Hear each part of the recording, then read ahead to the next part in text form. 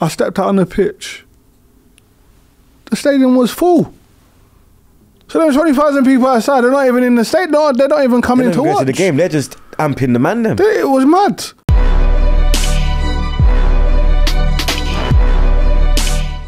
What's going on, people?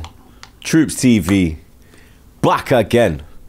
Back our blood clot again. You understand? Episode 7. I believe it's 7, blood. I got it wrong last time, blood. You get me? Episode 7 of Back Again Talks. You understand? I hope you lot have been enjoying all of the interviews we've been doing, blood. You understand?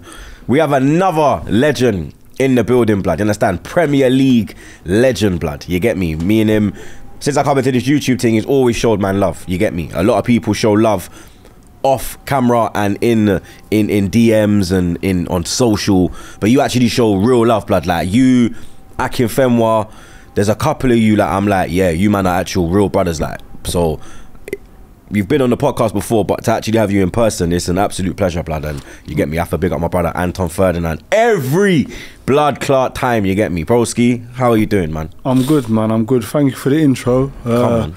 I appreciate that, man. But listen, man's been following you from the start for the simple reason is that you're yourself. You know what I mean? You don't try to be something you're not. You know, that's authentic. That is what's lacking in a lot of different sectors today, different YouTube channels today, is that people trying to be something that they think people will like.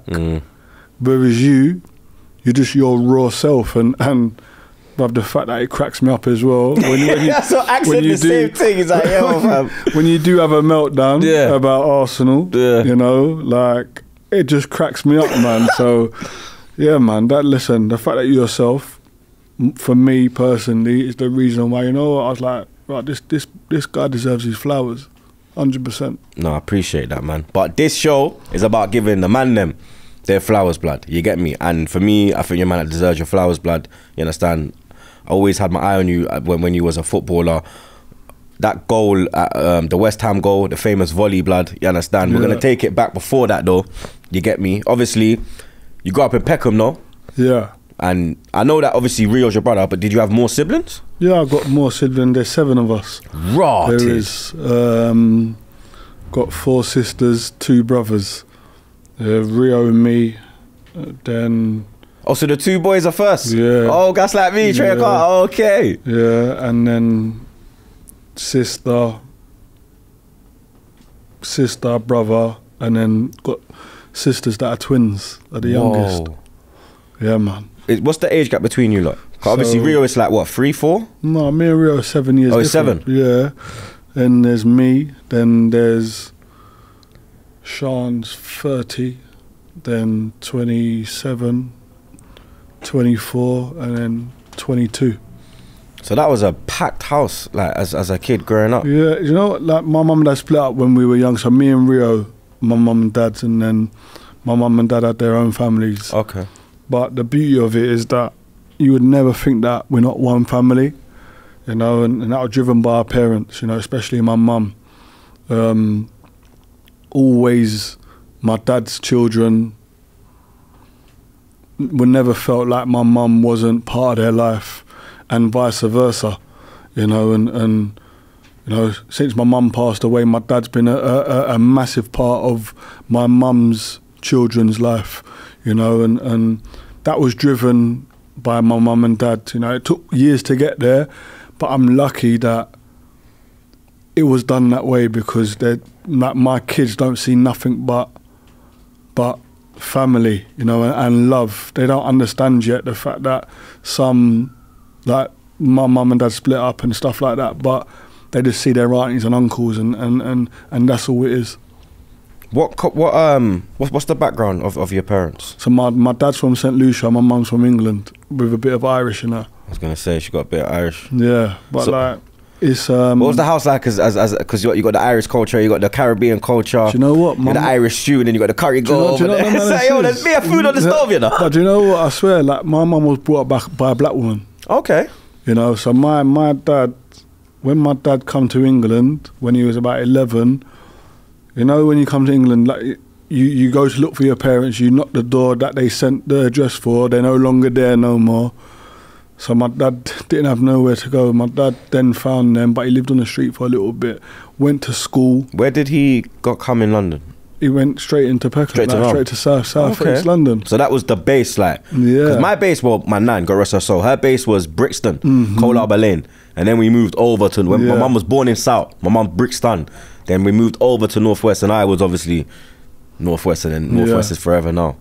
But same as you, still South is where it started. That's where it started. Yeah. And then my dad left home. He became friends with a group of boys who he went to school with. He left home and went and lived with that family. My mum and dad got together. My mum left home and went and lived with that family. Nanny Francois, I call her Nanny Francois. She's not here no more. God rest her soul. God rest her soul. She didn't have any daughters. She only had sons. So my mum became her daughter. So my mum walked down the market in Peckham with a big black woman, my mum being white. Yeah. And my nan going to her, can you go and get me that fruit there, please, daughter? And people are looking around going, daughter, she's white. Like, what's going on? You know that? Do you know what I mean? But my mum, if you spoke to mum, if you speak to anyone who knew my mum, they speak to her on the phone or they'll think she's a black woman. Her mannerisms and the way she spoke was like one of a black woman, you know?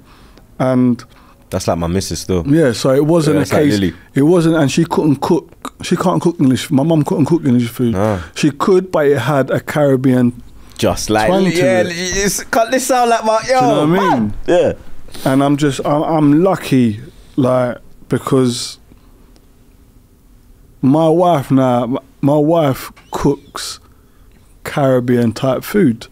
You know, like that's the first thing Mumsy taught my wife. My dad showed Lily like, listen, yo, look after my grandson. You are being in this family. You better can cook, yeah. Exactly. So, like, things have been not even just that.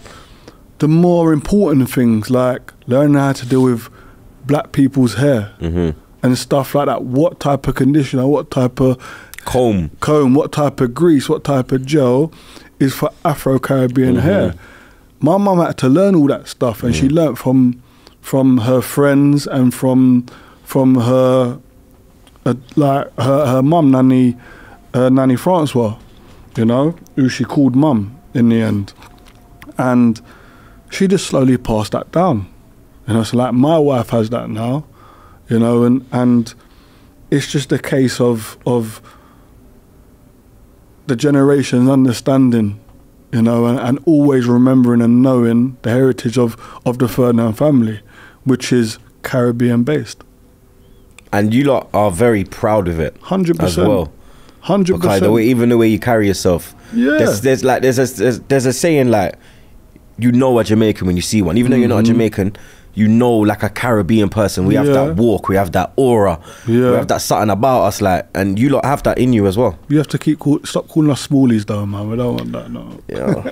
St. Lucia, we are right, you know, it's the Bayesian them. The cool. Lucia, St. Kitts. Yeah. You man are cool. It's the little Bayesian them, cause them sing a song. Let me call them Black Irish. I used to call them Black Irish, man. Cause them sing. But do you know what though? What is there not to be proud of? And that goes back to like the fact that we're from Peckham. That's one thing no one could ever say. No one could ever ask, where's Rio and Anton from? Everybody knows, because we talk proudly of our upbringing and where we come from. You know, Peckham played a massive part in where we are today and who we've become, along with life lessons. You know, but a lot of them life lessons started in Peckham.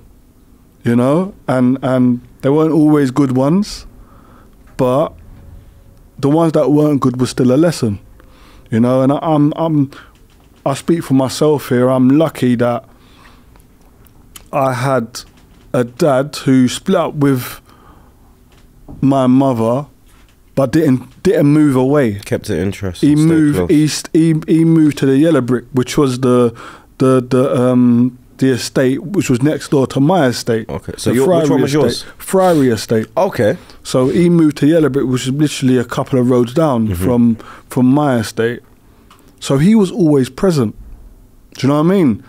And the support network and the support system that I had, I say I, but we had from our mum and dad was, and our aunties, uncles, but not just that, the community.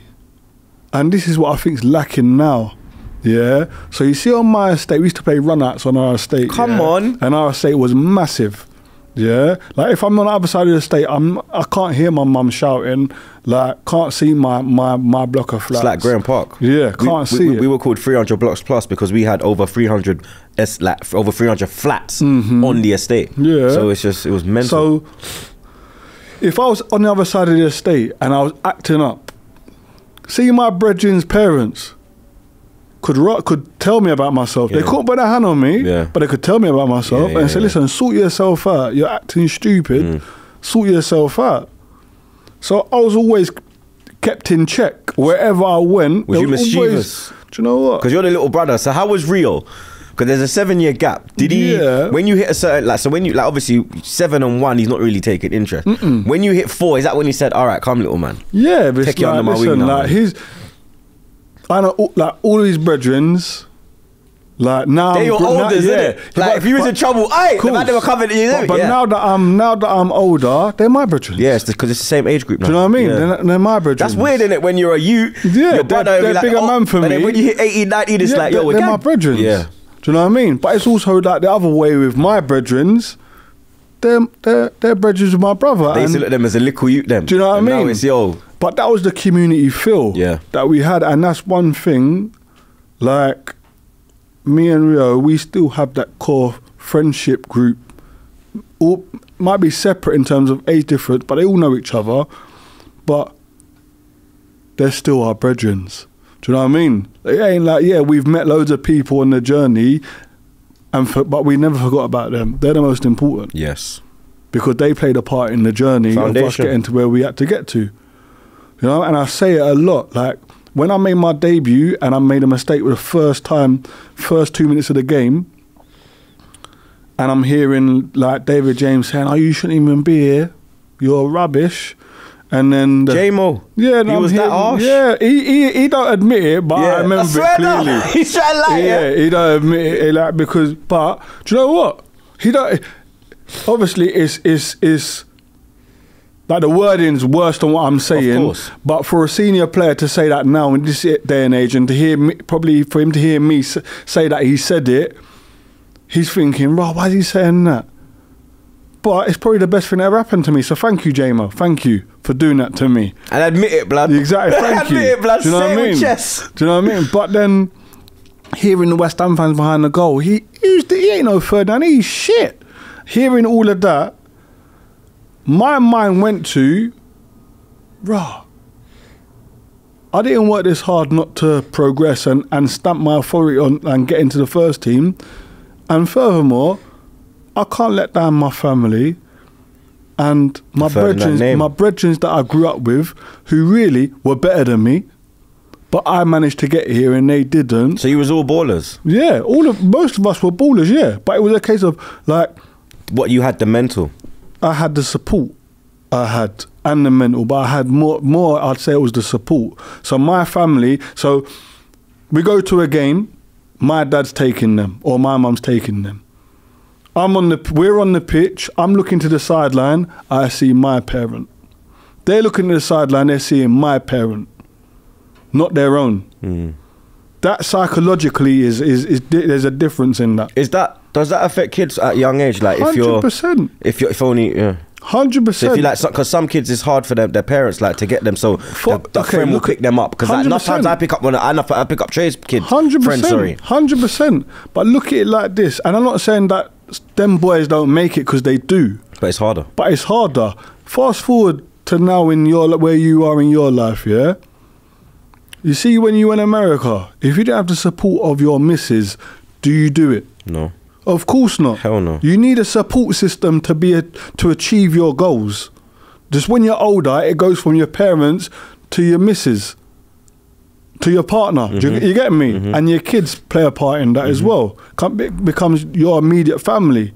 But when you're younger, it's your parents. It's hard to be successful without them foundations. Fact, in my opinion.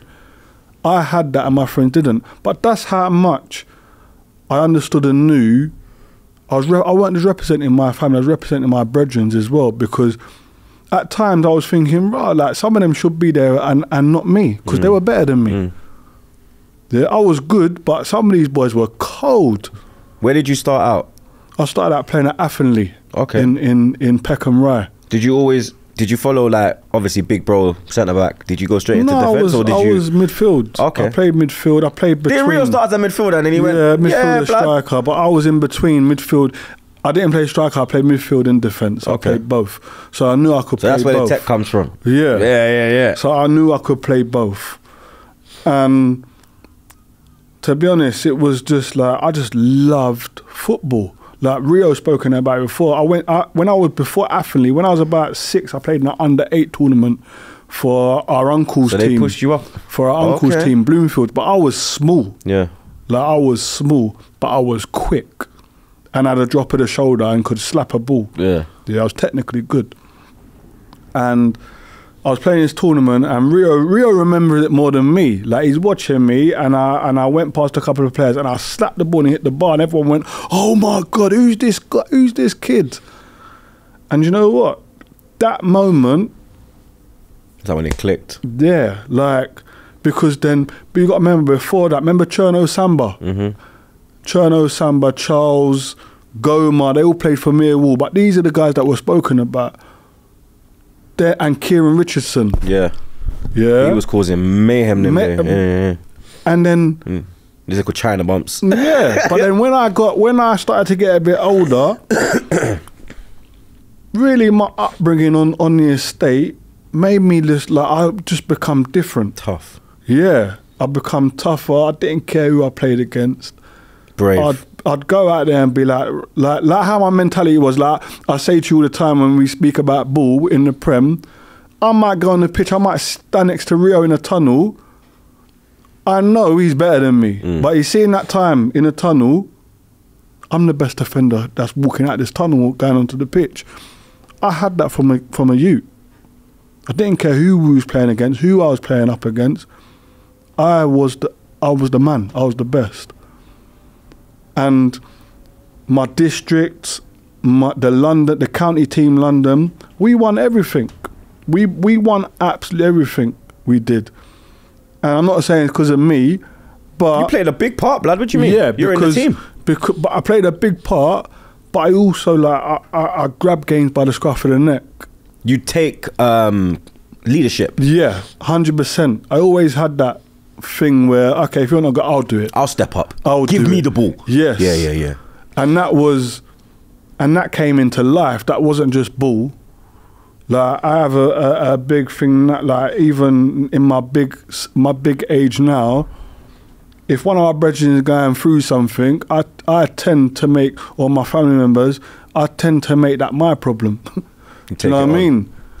You know, if I feel I can deal with it, or I know I will try and make that my problem, because I feel I can deal with it, and I've always been like that, and that's a trait of my mum and my dad, you know, and I don't ever want that to leave me, because that is my mum and my dad's legacy. They were known for helping people on the estate. So if I can help people, I don't have to chat about my mum and dad's legacy to these people or whatever, but as long as I know I'm doing that, I feel good and I feel comfort. Do you know what I mean? But I've always had that type of personality that's just been, it's in the genes from my mum and my dad, and watching them do it nurtured it in me just by watching. Do you know what I mean? Because you learn a lot from them. 100%. Especially with that era as well, when your dad came in, no blacks, no dogs, no Irish, being that young, a new country, new culture, 100%. The weather. I think this is what people need to understand. Like, I remember my nan used to tell me like how the Teddy boys and them thing used to run her down, and they used to have the trolley bus. And the trolley bus did save her because she was running through Brixton. Well, she come out of work. She used to work. There used to be a pub on the corner, Cole Harbour Lane. She used to work there in the evenings. She come out now. She's getting the bus because I think my mum and her lived in Taunton and Heath them time there. So she's getting it was the trolley bus with the open door. Yeah. And then she missed the bus, So she's waiting at the bus stop for the next one, but then the bus is like stopped at the traffic light, but she's just chilling.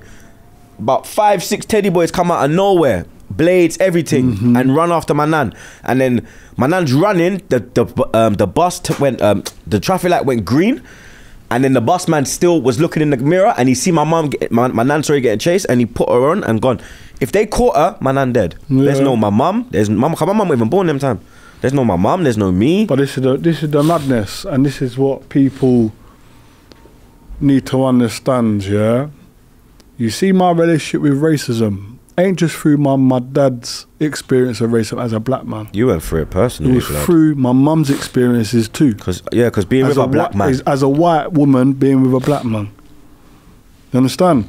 My mum was treated like a black woman because she fell in love with a black man. They didn't. It wasn't a case of the NS back then saying, "Oh yeah, oh she's white, she's white." No. If you're with a black man, you're black. Do you know what I mean? So my mum and dad raised us to know we might be mixed race, but we're black. Yeah. In society, people ain't looking at man and going, "Oh, there's that mixed race boy," you know. They're going, "Oh, there's that black boy." I see free. Exactly. Black male. So it is a case of that, and my journey in life with racism, which has been well documented, that's why my views are, that's why my documentary was balanced. I didn't want to just hear black people talking about racism. I wanted to hear white people talking about racism as well, because my upbringing was both. And I'm a firm believer that if we want to really eradicate racism, which is impossible to do at times, the only way that it's not going to be impossible is the systemic racism. If we can conquer that in the frameworks of businesses and society, now we got a chance. But for us to get to that place, us as a people, as black people, can't do it on our own. We need allyship. We need allies, and them allies have got to look like the people that have been oppressing us for many years. Because when the white man at the top sees a man who looks like him, or a woman that looks like him, or the woman at the top, whatever it may be, they can't afford to oppress their own because it lets us in, which is what they don't want. They don't want that. Yeah. So now they got to listen. You get me? Now they got to listen. Yeah. So that's why allyship is so important. But that's why I think, but that's come from my upbringing of my experience of racism ain't just black side, it's white side too. It's both. My girl had it as well when she started, like. Of course. You get me? Of course. 'Cause I'm mixed race, but I'm black blood. Of course. I'm not, like, I know if I'm. Of course. Yeah, blood. But this is the life I had it as well. Why with the white girl? Come one of the man them on the ends. Yo, why you've started my brethrens? I've had it. That love Lily now, bro. At the start it was, yo, why you with this white girl, blood? Yo, you let the man them down. Like, shut up, blood. Yeah, bro. I've had it. I've had that as well. But listen, if you fall in love with a person, fall in love with a person. Exactly, don't matter, bro. That's what it is. And the fact of the matter is, see my missus, she's embraced my heritage, which is the most important thing. Exactly. You understand? She embraced my heritage. Our heritage, yeah, our kids' heritage. Yeah, my kids are black. Trust me, my kids ain't mixed race. Nah, I tell. They're not a quarter black. They're black. Yeah, I told Trey, like, blood, you're a Jamaican rude boy. Because understand one thing: the same process we went through, the same thing for them. They're not looking at my kids, your kids, and going, "Oh, there's that white boy, there's that white girl." They're going, "There's that black kid." 100%. My daughter's mixed race, she's got, her eyes are starting to go green now, but they were blue with blonde hair. But you can tell she's not fully white. It's like, man, you see, man, you know, innit? So it's a case of straight, she's black. Yeah. You get me? So my partner's embraced that and understands that and wants to make sure that our kids understand that. What's the problem? It's true. In my opinion. What was it like when you signed for West Ham? It was unbelievable, man. Because a dream come true. Following your brother's footsteps. It was a dream come true. Who actually scouted you? a guy by the name of Dave Goodwin. Okay. God rest his soul as well. He passed away a few months ago. Oh, God rest his soul, man. Man, obviously had an eye for talent. Me, Rio, Kieran Richardson, Ben Watson. Swear down. All at West Ham.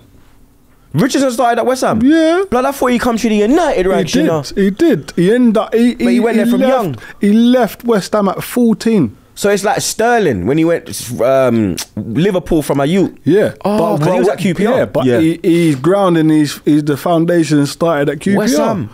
But Kieran's was West Ham. I remember we was at the Milk Cup in Ireland. Yeah. Yeah, and it was the last night, and he was my roommate. He's like, me and Kieran have been parring and rolling since we were like 6, 7 years old. Yeah. Oh shit. Yeah. So he's from Nam. He's from Blackheath. Okay. But his cousins live in New Cross. Okay. So we was always together, like especially for the 6 weeks holidays, we was always together at Adventure Playground. Yeah, yeah. Yeah. Yeah. Like Kieran's if someone says to me, "Who's your brethren in football?" That's my brethren. Like. Not many. He's the only footballer that come to my wedding. Swear only down. One. Only footballer that was at my wedding. Raw. Only one. Yeah, he's my brother. Yeah. So we're at Ireland and it's the last day, and he went to me, "I won't be here in the morning." I went, "What?" He went, "I've got my dad's coming to get me in the middle of the night. I've got a tournament in Germany for Man United." I went, "Shut up, Keys, man. No chance." But man woke up in the morning, man was gone, boy. I said, "Bro, where's Keys? Where's Kieran? Man's gone, bruv." Coaches didn't know nothing about it. Raw, it was one of them. Gone. Gone. Raw. The rest is history. Man played for Man United, man's won titles. They tap up kids from young. It don't just happen at the pros. It's always happened. Trey got tapped, I can't lie. It's always happened. He got tapped, But it's always happened. But I didn't think like when you was at like an academy, they could tap you like, because you ain't signed until you get the academy. Cool, but you see now you're seeing kids at 13, 14 moving for 500 grand. Yeah, yeah, yeah. Like, it's hard now. It's harder now. Mm-hmm. But it was easier then. The kids today, they're just money, bro. They're money to these. They just see dollar signs and pound they're money to the euros. club. Of course they are. Chelsea's got the best. The way their setup is the best in terms of the way they produce footballers to sell.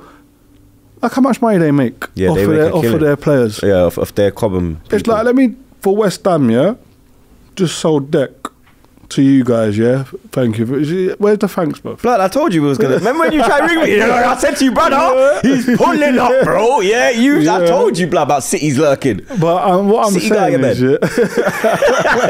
but what I'm saying is, like, see, like the years that they put into him, yeah, they sold him for 105. Yeah, a quarter of that pays for the academy for the next 10 years. They're now looking for the next one. Yeah. Yo, Trey's on his way, blood. Do you know what I'm saying, though? Do you know what I'm saying? Yeah, it's true. So these kids are looked at like it's money. Yeah. It's from now. Yeah. So it's hard. It's even harder. Whereas back in the day when I was younger, let's create good people. Let's create good youths that and if we get some that are come through the door and actually get into our first team, that's brilliant. But we're going to create people who are going to have careers in the game. It wasn't create them. So now it's like a conveyor belt. 100%. Before it was like you're trying to build character, trying to build a human being. 100%. And they hit the jackpot with Rio. Went for 18 million. Yeah, that was to Leeds. And then to Leeds. And then he went again to... Yeah. So then it's like... Did they get a cut out of the Leeds? They must have done, surely. They have to be smart and know that that's not going to be the only place he's going to... But it was like... Then it become like, okay, we can actually produce players that might do that.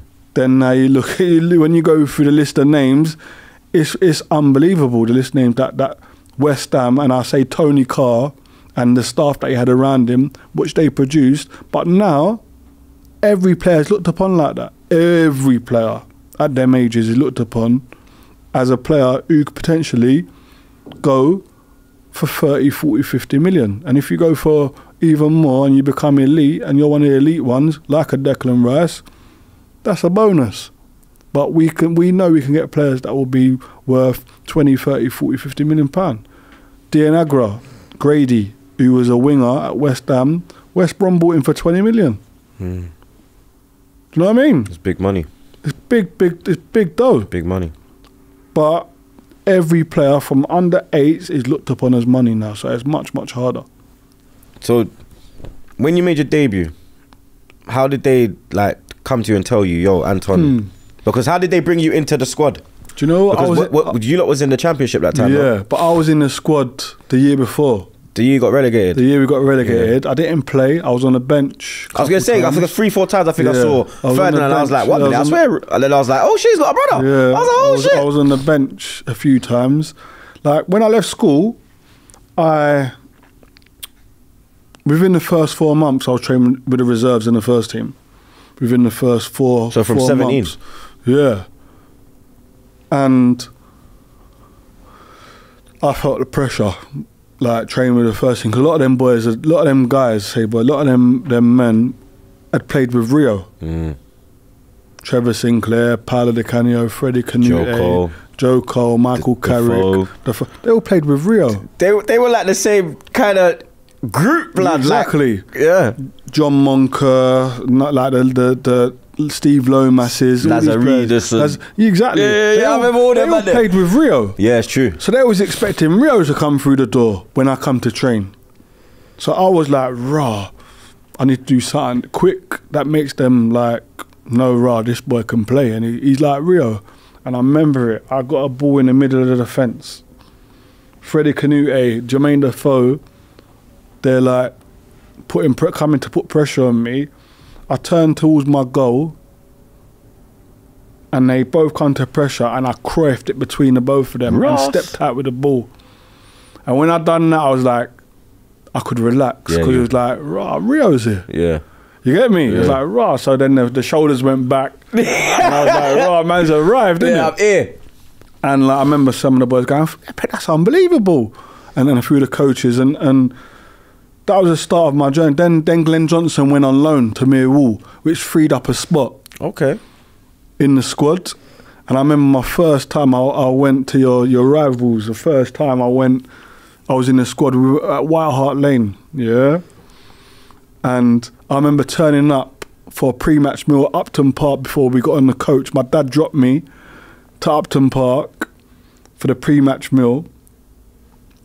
And I had my boots on me because man, I cleaned my own boots at the time. Yeah, of course. I was an apprentice. Yeah.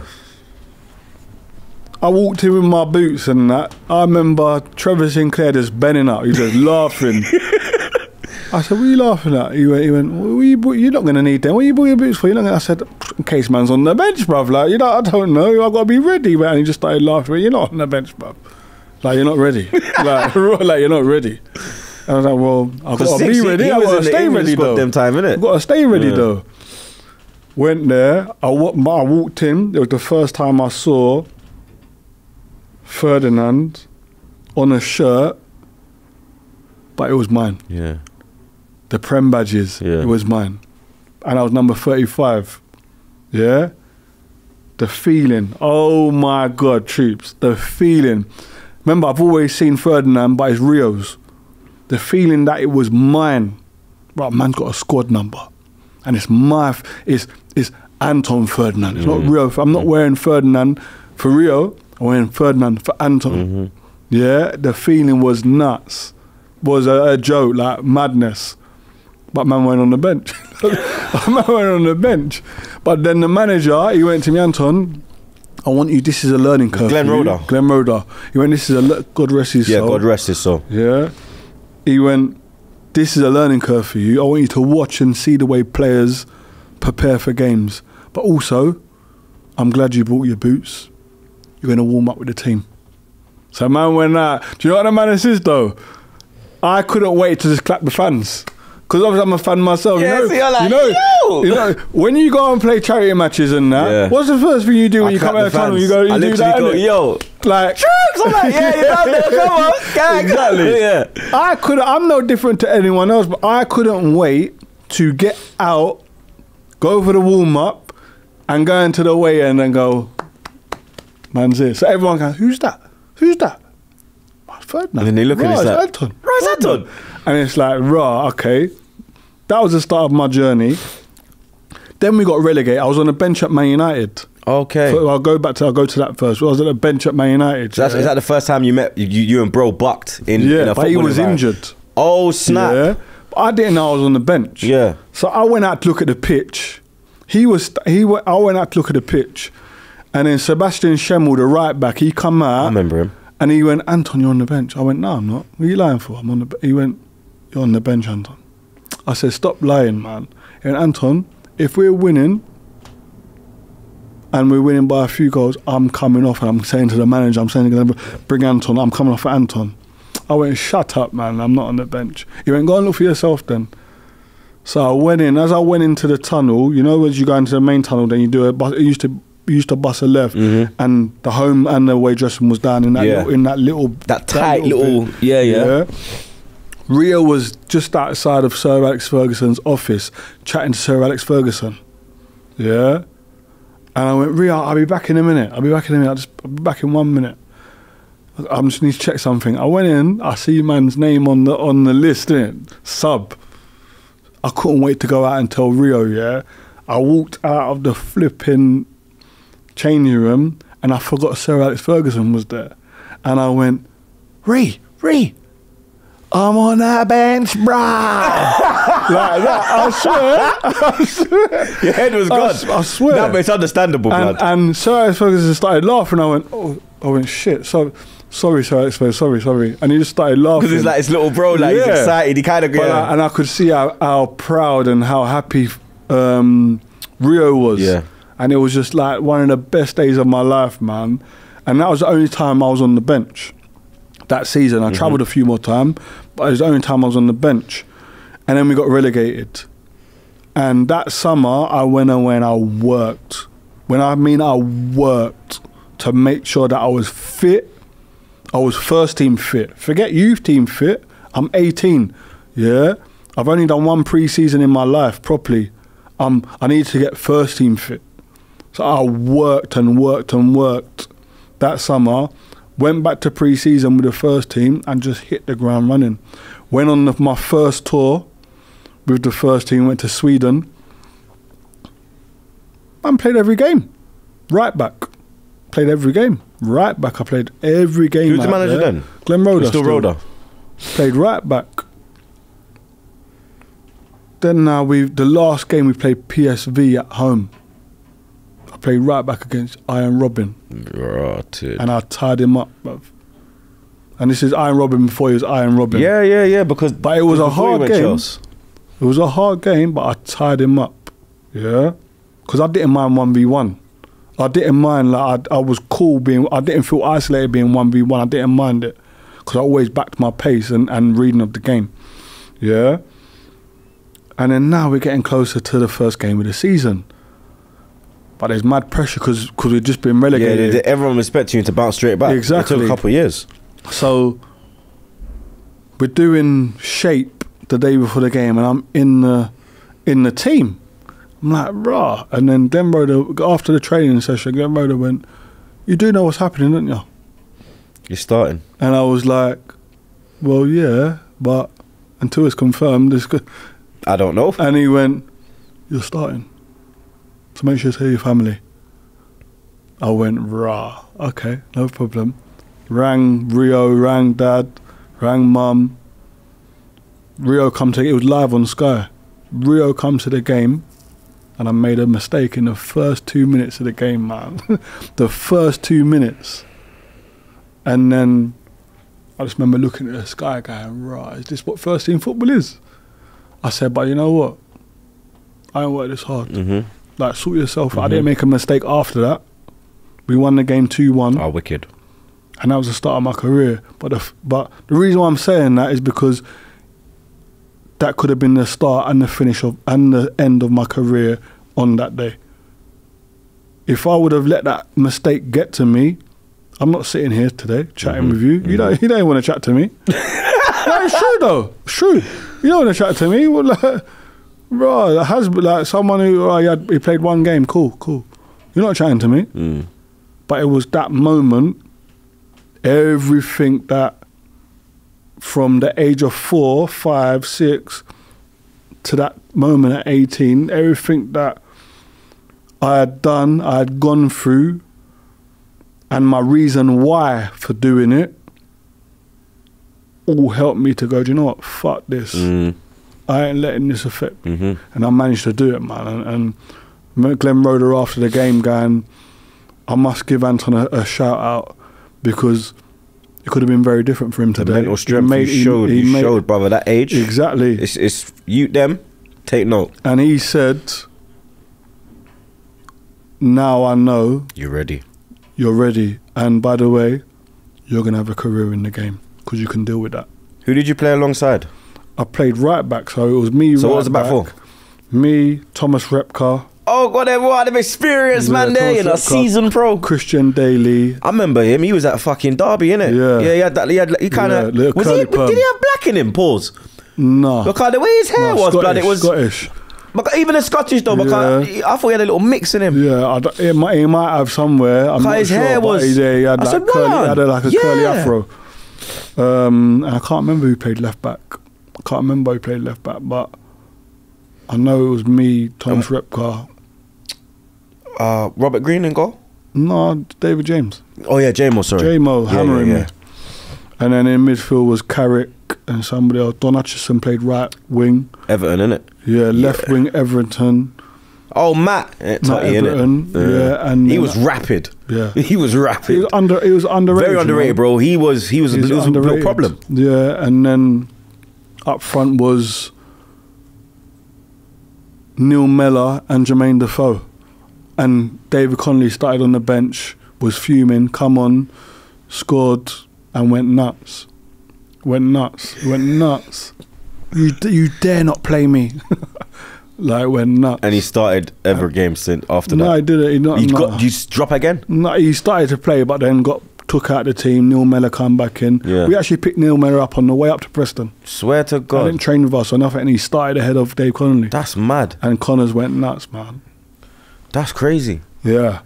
What was the season like when you got promoted back to the Premier League? No, I didn't actually feel like a West Ham player until I achieved that, you know. Is it? Yeah, and we're talking, I must have been, 50 games in? Yeah, because it was like, you was that, maybe 2 years it took? Yeah, so we didn't. You went on 01, you went on 01, 02? We didn't get promoted, no, it was 02, 03. 02, 03. Yeah, then you came back up 05, 06. Yeah. Yeah. But we didn't get promoted the first year, got promoted the second year. But the second year is when I really established myself as a centre-back in the team. But even then, I didn't feel like I was a West Ham player. Because I hadn't... Because you weren't in the Prem. I wasn't in the Prem and I hadn't achieved nothing. I hadn't achieved nothing with the team yet.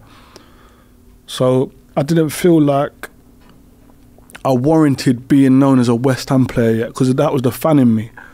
But you see, when we got promoted and I saw the adulation of the fans, and it was like, bruh, now I'm a West Ham player. And I remember, because obviously their dream. You went up in the playoffs, innit? It was the playoff final, innit? Yeah, and everyone was talking about David Nugent. Yeah, yeah. Because he played for Preston. Yeah, he was supposed to be the next hot topic. He was the hot topic. He was, everyone's talking about David Nugent. And I remember going into this, and I'm playing with Elliot Ward. I mean, Elliot Ward are the same age. Yeah, and we're carrying this big club along with other players into a playoff final that we had lost the previous year. Yeah, because that's true. Yeah, into a game where if we hadn't won that game, the parachute payments were finished. The club was in turmoil financially. If we didn't win that game, I mean, Elliot. So it was all or nothing. Yeah, it was literally when they say that game is, it literally is like the 50 million, like the $50 million game. Yes. Well, £50, sorry. So I remember everyone talking about David Nugent, and I remember that whole week I'm going, it was pissing me off, you know, like it was pissing me off talking about this guy for, like, where's the respect, like, and I hadn't done nothing yet, but I was like, where's the respect, like, this guy, I'm gonna body him, you know, like, this guy, I'm gonna show people, chat about him all you want, but I'm gonna show you, innit. Oh, man didn't get a kick the whole game. Locked him down, both of us, locked him down. We won the game, and I just remember the pinnacle. When it dawned on me, we're at the pinnacle, we're at the Premier League. And I swear, for 3 weeks, I was just walking around going, Premier League, what? Premier League, what? I mean that, Premier League, what? I just remember walking around, just kept saying it. And then, boy, it come around so quick. And then when I saw... That pre-season must have gone so fast for you.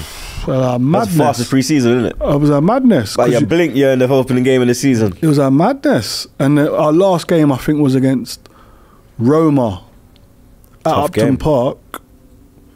And we debuted the white away kit. The Dr. Martens. No, it was it Dr. Martens? Job Serve. No, Job Serve. That was it. Yeah. Job Serve. That was it. Dr. Martens was just before. Yeah, Dr. Martens was Rio. Yeah. I'm Job Serve. Yeah.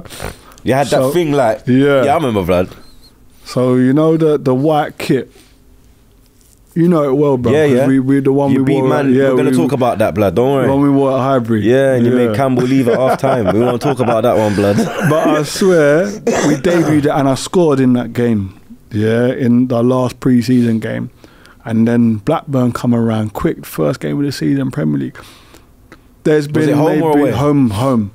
There's been maybe Blackburn had a good team them time as well, you know. Yeah, Sparky was there, innit? Yeah, Craig Bellamy, all them man. Jason Roberts, Morton Gaz Pedersen. Yeah, he was. all of them. Wow, that was a wand. Yeah, Lord. Even two guy. Yep, Baller. all of them, man. Yeah, all of them, man. They're ballers.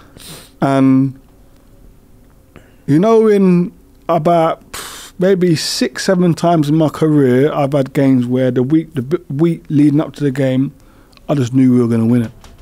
Something just felt right. We were going to win it. That was one of them weeks. But the pressure, because it's Premier League, match of the day, my brethrens are watching. Everyone's waiting. I can't go back to Pecs, and I've been on match of the day getting twist up, getting bent up, because my brethren can't go in the barber shop and fen it for me no more, because I'm just letting them down. Trust. So they're all of that, you know. People don't realise them type of things. It's pure pressure, when you're from an estate, they're the things. hood. Bro, you're ripping the ends, bro. So you're it's mad, like, right, if you get twist up, you get bent up. Yeah, man's ripping you. They're getting onto you, like massively. They're onto you. So all that pressure, but then man stepped out in the Premier League game and I was like, oh yeah, this is where I'm supposed to be. We beat them 3-2. Nigel Reo-Coker scored the third goal. Probably his best goal. He put it in the top corner. I ain't never see him do that again. Well, I didn't see him do it before. But he done it for some reason. It just happened. Opening day luck. I still think he shanked it. You know that, innit? But it just went. It just stuffed happened. It, man. It just went boom. And after that game, I was like, "This is where I'm meant to be. You belong. I belong here. It's not as hard as I thought it was going to be. I can cope." And that year, I was just on fire. You lot did, because you got to the FA Cup final, that infamous that Gerrard equaliser in the 94th. We finished 7th in the league. Finished 7th in it. You beat us 3-0. Yeah. That Highbury game. Talk to me. That was one of my favourite games, man. Is it? Because I swear you and Henri were going at it. Yeah. Yeah, I remember you said but it was probably my favourite game other than playing against Rio for the first time. It was my favourite game, man. Highbury. Under the lights was well. Under the lights. The carpet. The carpet, blood. The underfloor heating what was it like walking into the marble halls? Unbelievable. Well, did it have that? Yeah. Did it shake you up a bit? Like, it was fuck, like this is hype. This is it. No. Or was excited it like, me. Yeah, it's like, yeah. It excited me. This is what I'm supposed. Yes. This is what I've been working for. Yes. I'm at the pinnacle. Add that with Thierry on back to play against Thierry Henry, Cesc Fabregas. Bergkamp didn't play. He was injured, innit? He was injured. Pires played. It was Pires played. Lundberg. Did Cashley was injured as well, innit? I'm not sure. I know Campbell came off at half. Robin van Persie. Yeah, RVP. And I'm like, this is where people are going to stand up and go, do you know what? This is Anton Ferdinand, not Rio's brother. You know? Yeah, this is Anton. Yeah. And listen, say what you want, say what you will.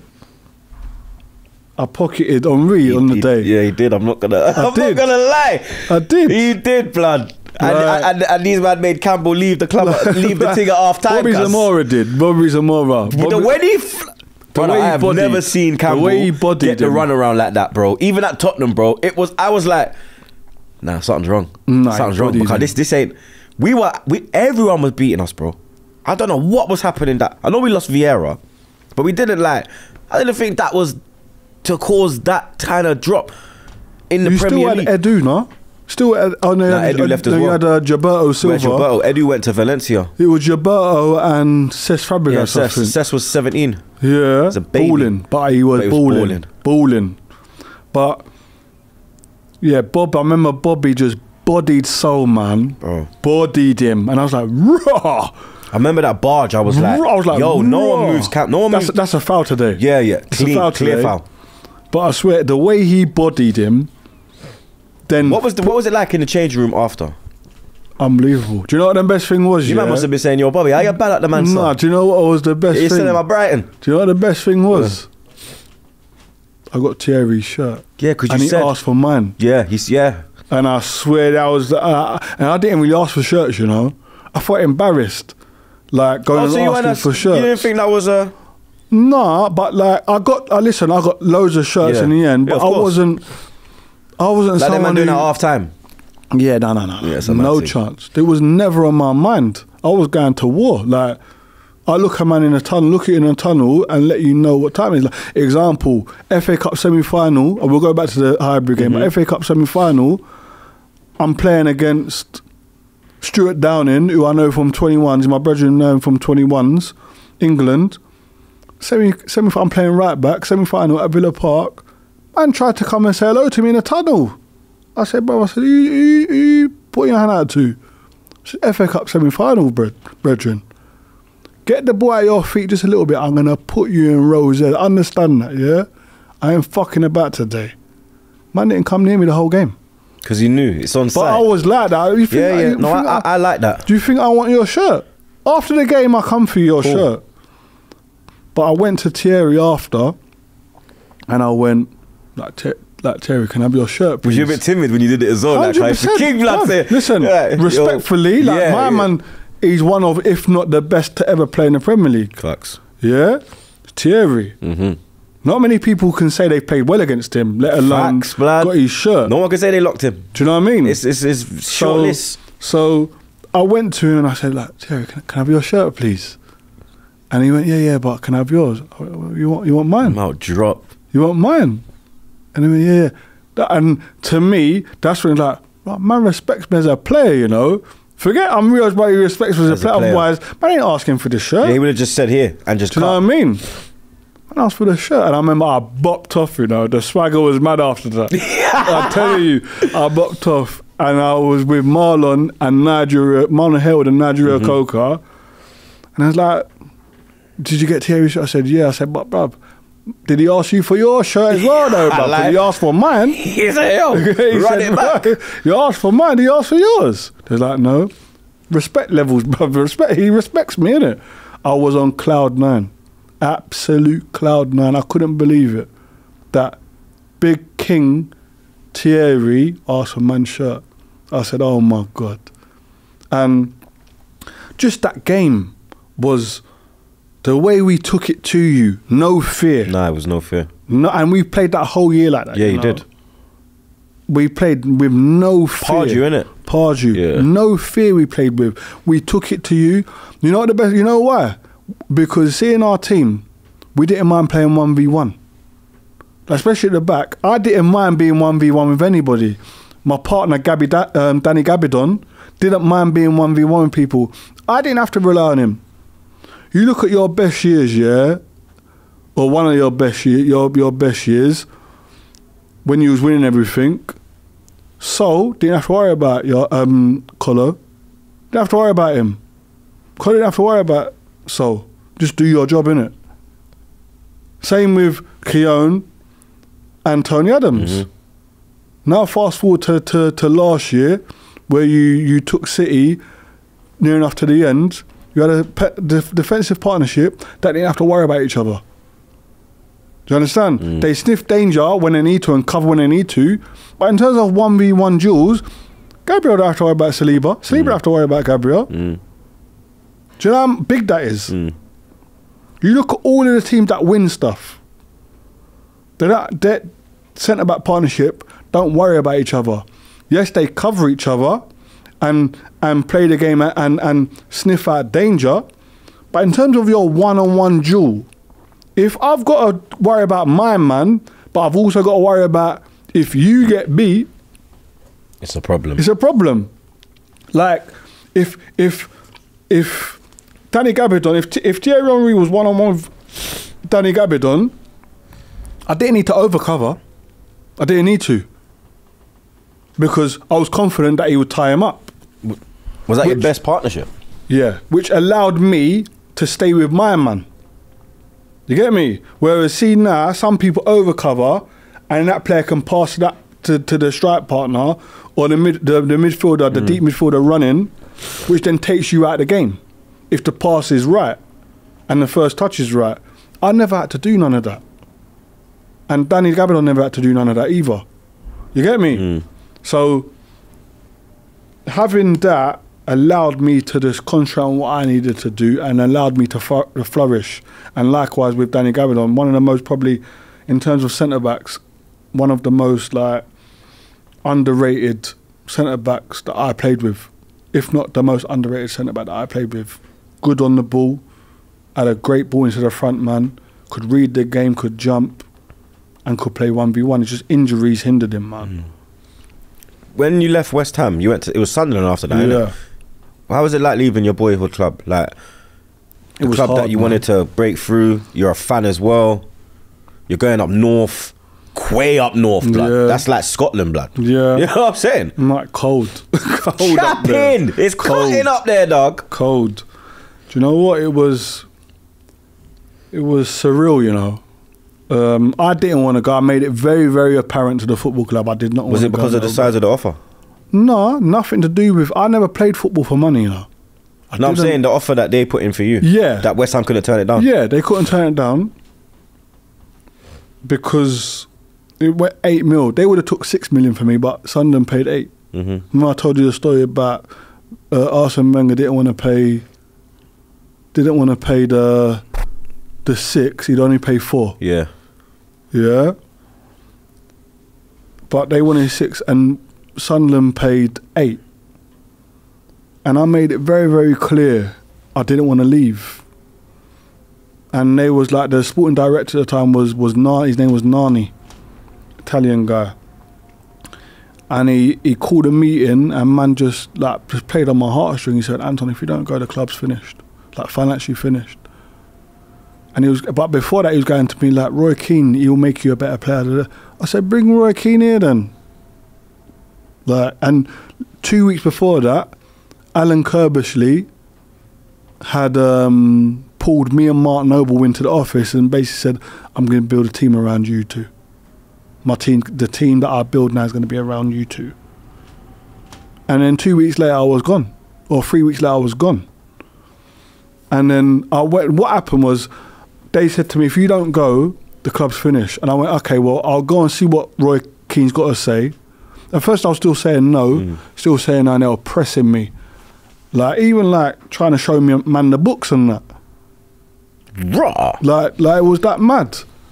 Then I said, I'll go and see what Roy Keane's got to say. And I went and see Roy Keane. I went to watch Man United Newcastle, and I went to Roy Keane's house after. And when I sat down with Roy Keane, man, that was it, bruv. I knew it was the right place for me to go at that time. Because... Did you try a little, talk to Rio about me? I'm a good lad. No, we didn't chat about Rio. No? We didn't chat about Rio. We just solely spoke about me. That's good. I rate that more. He said to me, he just said, like he's actually, you see funny traits to him now on, Yeah. He's actually funny, you know. Bro, he's hilarious. He's funny. He's hilarious, bro. Yeah. He's one of my favourite him, Micah, TT obviously, and even Kara. It's just when Kara starts talking about shit and I zone out, blood. But he's actually like them man there. They got a good thing. They got a good definitely. thing. But like, started talking to me about me and my game, and he was like, Anton, why aren't people take John Terry, Rio, Ledley out of the equation?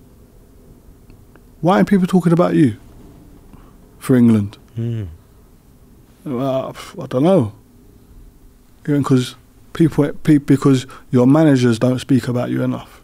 People ain't speaking about you enough in the media. He went, a year with me, because I won't let you rest. A year with me, you'll be in England squad. Like, right, that's music to my ears. But I'm like, man's going to be on me. Like, it's music to my... And it's Roy Keane. When he speaks, people listen. And I understood the media game. If people speak... Like, you know, you see now, if people create enough attention, you're in England squad. Or you're getting a move. Do you know what I mean? Yeah, it's true. So like, right, okay, cool. So I was like, okay, cool. The one, in my head, I'm helping West Ham. And two, I'm going to the right manager and the right person. That's what made my mind up. So I went, I got there. Roy Keane was there for 3 months, man. Man ducked out. 3.5 months, man was with me. And ducked out. I was like, raw, like, man said, give me a year, you know. Man ducked out in 3.5 months because he had a disagreement. I don't know the ins and outs, but something happened with the owners. And man just ducked out, just left, man. And I was like, raw. However, I had to get on with it. Just had to get on with it, you know. Like, but even in that time, I had so many good times with Roy Keane in terms of his man management was unbelievable, you know. Like, he managed the way I was brought up. Tell you the truth, tell you about yourself, correct it. If you don't correct it, you're an idiot. Don't deserve to play. Or you deserve a slap. When I was younger. Now you got told what you were doing wrong, you do it again, you're an idiot. Why are you doing it again? Or you're a fool. You deserve a slap now. But it's the same with Roy Keane. Like, man would just tell you the truth. Or he would, like, he done one thing at Blackburn where he targeted me. We were losing 1-0 at half time. He targeted me, saying, "Oh, you got no balls, like, you're not gonna. Who's gonna grab this game by the scruff of the neck? Who's gonna show me that they've got a pair of balls?" He went, "We all know you ain't, because you ain't got a pair of balls, have you, Anton?" And I was like, "What?" Like, and I was raging when he said it to me, you know, raging. Then we got into the tunnel, the buzzer went, we got into the tunnel, and I turned to the boys, I went, let's fucking prove this arsehole wrong. Fuck him, let's prove him wrong. About got no balls. We went out, Gibro scored after half time, then we scored another goal, winning 2-1. I blocked one off the line in the last 5 minutes. We won the game 2-1, and I was amped up. Got no balls, is he taking the piss? I was walking back to the dressing room, like marching, like ready to go. Got no balls when I walked into the dressing room. Man was standing at the door waiting for me, you know, waiting for man. That's what I fucking want. Waiting for man with his hand out like that. I turned in and went.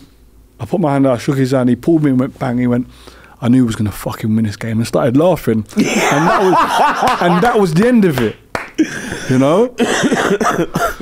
And I went, when I like, and it threw me. Yeah. Like, it stopped me in my tracks. He's playing with your mind. Yeah, it stopped me in my tracks. And then when I was in the shower, I was like, that's some bad boy management, that's some bad boy tactic, you know. That's unbelievable. I was like, I rate that. I rate that. So much that even when later on in my career, at Southend with Phil Brown, I used to say to Phil Brown, if you want to get a reaction out of the boys, hammer me. Yeah. I won't come back at you, hammer me. Because boys will think, right, if he's hammering Anton, I better mine out. Yeah, because if Anton can get it. But I learned all of that from Roy Keane. Because he's done it on a few occasions. Then it worked every time. And it worked, bruv. It worked. So getting under your skin of your players works? But it depends on the character of the person. Yeah. Some people just shrivel up and go, oh, I don't want that. Yeah. Your mental is there. I prefer people to tell me the truth. Yeah. I don't like none of this. Black and white. Yeah, I don't like grey areas, man. Nah. I don't like grey. I'd rather you tell me the truth. I respect you more for it. Like, I didn't respect people who didn't tell me the truth. I didn't, because that's the way I was brought up. And that's what it was like on the ends. People tell you, my brethren, or if I was acting a fool, my brethren, Anton, you're acting a fool, stop it. Or if we're having a debate, just because I play in the Premier League, it don't mean that I'm always right. And my brethren would, what? Shut up. No, what do you mean? I always grew up around that, and I'm like, even still now to this day, my brethren are the same. Never changed, which is what I love about them. Never ever changed. But I sit here proud that I was able to take them places where they come to follow me and watch me play. You get me? Yeah. But I just love the fact that people telling me the truth. I prefer it. I might not agree with it at the time, but I'll go and reevaluate, and I go, do you know what? They were right. But I respect you for that. Rather than saying something you want me to hear. Turkey. What was that like? Do you know what? We touched on it a little bit. We literally came into the building, and then the guy that runs it, he looked at me and he's like, I said, yeah. And he's like, he started speaking Turkish. Yeah. Anton started flowing, blood. I'm standing there, the odd one out, like, brother, yo, what the else I go on, like? Come on. I can just about order a kebab, blood. Do you know what the madness is? Like, I can get through in like a restaurant. I can get through. I'm not fluent in Turkish, but I grew up with a lot of Turks. Okay. So I understand their culture. Yeah. A lot of people will go there and think Turkish people are rude because you see, like, and let me give context to that before Turkish people start thinking I'm taking liberties or whatever. You see, if a Turkish person don't want something, so say if we're at a table in a restaurant, the waitress or the waiter comes up and goes, "Oh, do you want a drink?" You see, to say no, they tut. To us, that's rude, isn't it? Okay. It's rude. Yeah. To us, but culturally to them, that's them saying no. They go, like the head moving. Okay. That's rude to us. Yeah. Like we look at a man and go, oh, what we dealing with? Rude. But to them, that's the way that they say, that sometimes they say no. You get me? But because I grew up around that, I embraced their culture quickly because I knew about it. And I knew little bits of Turkish. But when I was there, I was able to learn more. I love the food. I love the culture. Yeah, the food's sick. I love the culture. Hella belly dancing. Yep. And I learned to love the football. You know, the atmosphere, especially my first stint there with Bursaspor. I ain't never ever experienced nothing like that in my life. Like playing, it was like playing for Arsenal, playing for a top 4 club. Yeah, now you're top 2, but before top 4. Yeah, now I see you looking at me. Yeah, I see you looking at me. Top 4, what? Days are dead and gone. Yeah, but playing top 4 club on TV every week over in Turkey, expected to win every game. Like I was always played at clubs where you expected to win your home games. West Ham, Sunderland, always expected to win your home games. Yeah, no matter who you played against. Facts. If you didn't win your own game, they wanted to know why. Yeah, you're in trouble. You get me? Whereas, and at QPR to be fair as well, because we had, the new owner had come in, Anton Ferdinand, there was expectations. So it was signers as well, like who's Cesar and all them, man. Do you know what I mean? So it was like you had to win your home games as well. But when I went Bursaspor, home and away, expected to win. They're the only team to win the league outside of Istanbul, by the way. Is it? In Turkey, yeah. The only team to win the league outside Istanbul. So there's pressure with that team. Yeah. When I mean I loved it. And you know what they do in Turkey that I wish they'd done here? What? You see, before the game, they hail up their players, you know. So before the game, you could be doing a warm-up. You see if you get a Turkish team in Europe, go early and watch the warm-up. Yeah? Because you see what happens, you're warming up, and a section of the fans start singing your name. They start calling you. Anton Ferdinand, Anton Ferdinand. When you hear that, you gotta go to them. Is it? Yeah. But you either go over there and you give them fist pumps, like 3 fist pumps. Hey, hey, hey, and then they clap you, or you go over there and you wave and you clap them. Yeah. It's unbelievable. In terms of getting up for a game and understanding the magnitude of this game.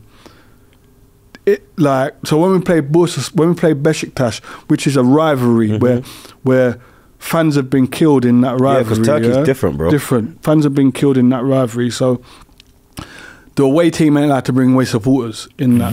Like that? Yes. Not allowed. Bruv, I turned up for the game on the coach. Yeah? The bus got stopped before we turned right into the ground, surrounded by Bursaspor fans, chanting in Turkish. I'm like, bro, what are they saying? I said to the interpreter, I said, what are they saying? He went, Anton, you don't want to know. You don't want to know. I said, come on, man, what are they saying? They were chanting, if you don't win this game, you're not getting out of here tonight. If you don't win this game, you're not getting out of here tonight. I was like, bro, okay. Okay, maybe man. I did want to know. Yeah. Yeah. Well, we're talking like 20,000 fans surrounding the coach, right? They wouldn't let us go in until the captain come and said hello.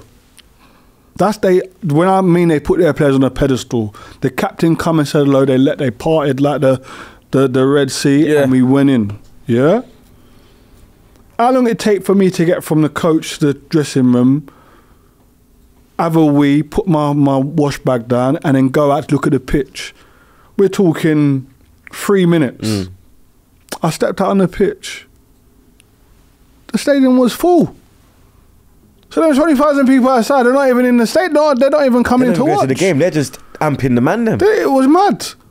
That day when they called for me to come and do the warm-up, in the warm-up, the energy, I swear, the most aggressive 3 fist pumps I'd done in my whole time there, because that was off the energy that they were bringing to me. Like the call was different. It was aggressive. It wasn't Anton Ferdinand, which it was normally like. Anton. It was aggressive. And because I knew I was always told that when I went there, Bursaspor, do you know how big this game is? Do you understand? Remember Tunchai? Yeah. He went to me, Anton, do you understand how big this game is? He was at Middlesbrough. Yeah. Do you know how big this game is? Yeah, I played in derbies before, man. Newcastle, Sunderland, He went- West Ham, Millwall. He went, Anton. Because you actually played West Ham, Millwall. You will never ever witness something like this again. Understand that. I went, yeah, whatever. Bruv, it blew me away. Won the game 3-0. Won the game 3-0, you know. Yeah, because you wanted to go home. Won the game, exactly. You went to see Won the wifey. game 3. Yes, dog. I need some rice and peas in Turkey. We went 3-0 up in the first half. Raw. First 25 minutes. You know what that is, though? Fear. Not just that. Not just that. There was a bit of that. Yeah. But the chairman come in. The Bashgan. They called him Bashgan. The chairman come in. He went, yeah, 20 grand a man if you win the game. Rotted. See the South American youths? Yeah. Raw. Hey. They were moving mad, innit? Hey. Man turned to Pele. Hey. Them I Ali- tell you, bro. Yeah. Pinto, Chile, boy from Chile, up front. Bad man. Pablo Martin Patasha. He's from Argentina. Little wizard in the 10, bruv. He didn't play. Baller. One of the best I've played with. Joke. Look him up. Look him up. Pablo Martin Patasha. Bad boy. Yeah? They came out to play. Fernandez was playing for Besiktas at the time. Got locked down. Telling you, it was an absolute madness. I ain't witnessed atmosphere like that in my life. Joke thing. Unbelievable times out there, man. What else you got coming up? What now? Yeah. Let the people know.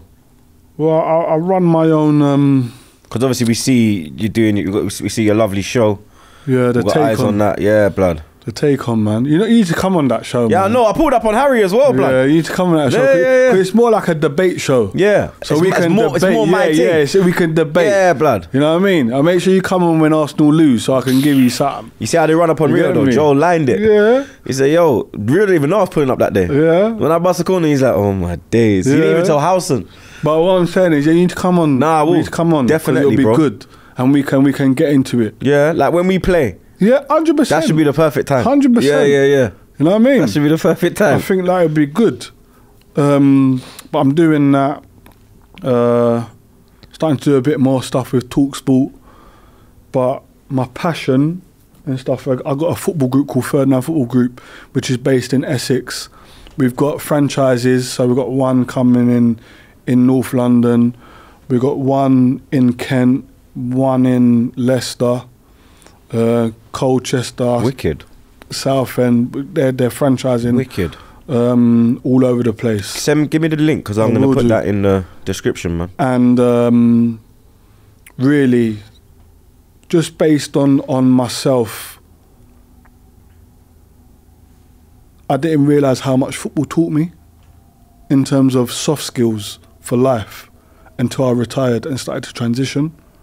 And I sit here lucky because I had things to walk into.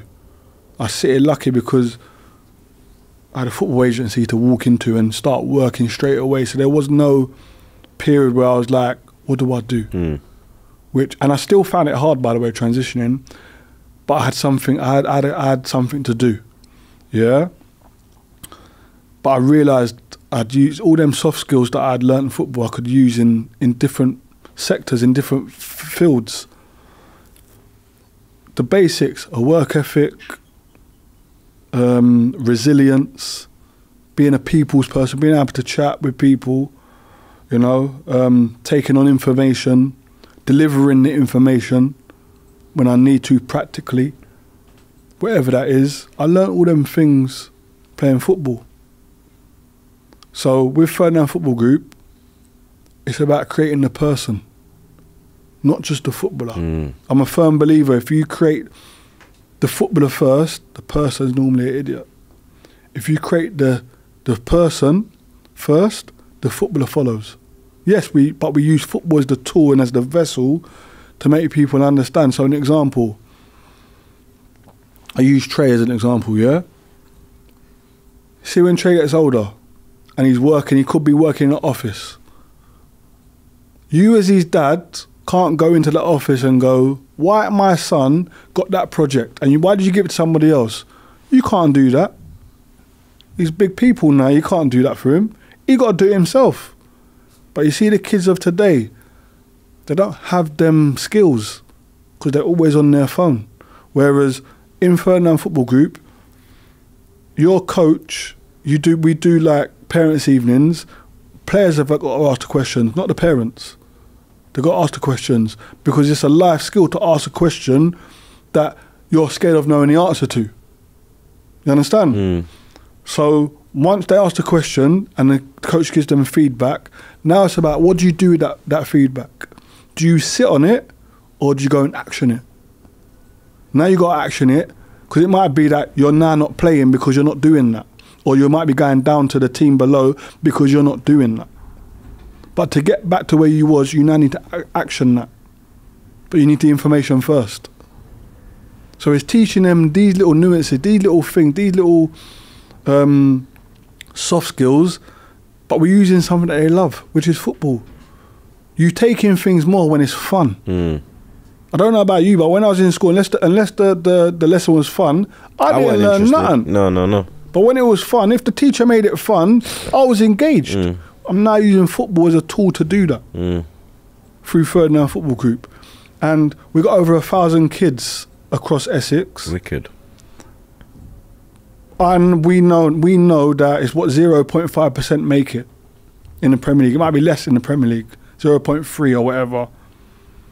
0.3 or whatever in the Premier League. So getting one of my boys or girls playing in first team football is nearby impossible. However, if I had them 1,000 plus kids, 200, 300 of them are good human beings who have a work ethic, have discipline, have the know-how to go into a working environment and apply themselves properly and become successful, as far as I'm concerned, Ferdinand Football Group's a success, in my eyes. Yeah? That's my passion. That's what I do. You know, and I'm a person who likes to give back to everybody. Yeah, you see that. You know, and I think that's a big thing for me. That's where I get my joy. You know, just watching my kids. I'm watching my kids play football. My son play football. My daughter wanting to emulate my sisters that are twins that do performing arts. My sisters are killing it right now. You know, one's touring the world with Romeo and Juliet. Wow. You know, the other one's touring the UK with Shrek. Jeez. And just got her dream job. I'm not sure if I can say it, so I'm not going to. But she's just got her dream job. Congratulations. You know, they're killing it. My daughter wants to be like them. I'm so proud of my sisters. Not just the sisters that are doing that. My other sisters are doing unbelievably well. I'm proud of all of my siblings. But because my daughter wants to be in performing arts, I love the fact that my twin sisters, my sister that are twins, are doing that, because I know the importance of being able to not just see somebody, but be able to feel them and talk to them.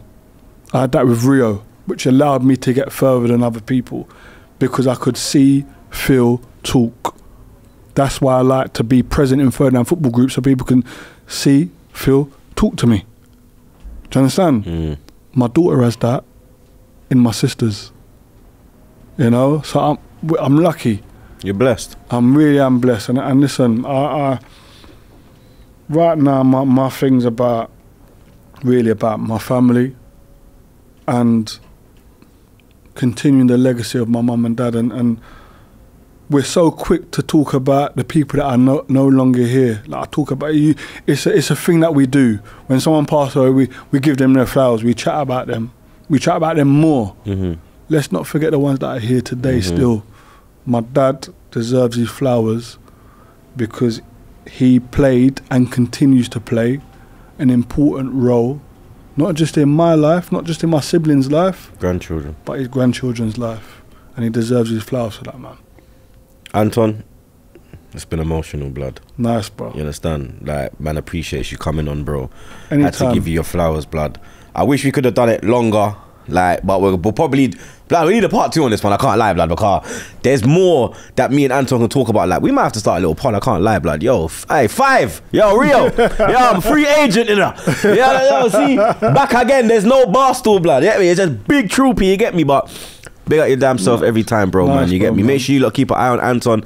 You get me? All the young footballers should really watch this interview, blood, because he dropped hella gems, bro. You get me? And that's what Back Again Talks is about, blood. Dropping hella gems, and you get me, just letting the people them know that anything's possible, blood. You feel me? Exactly that. So big up your damn self every time, broski. That's why, you know, man, do anything for you, bro. Come on, man. It's family, blood. It's family. It is family, blood. You get me? But you lot know the vibe, blood. Like, share, comment, and subscribe. It's your boy Troops, and I'm out, blood.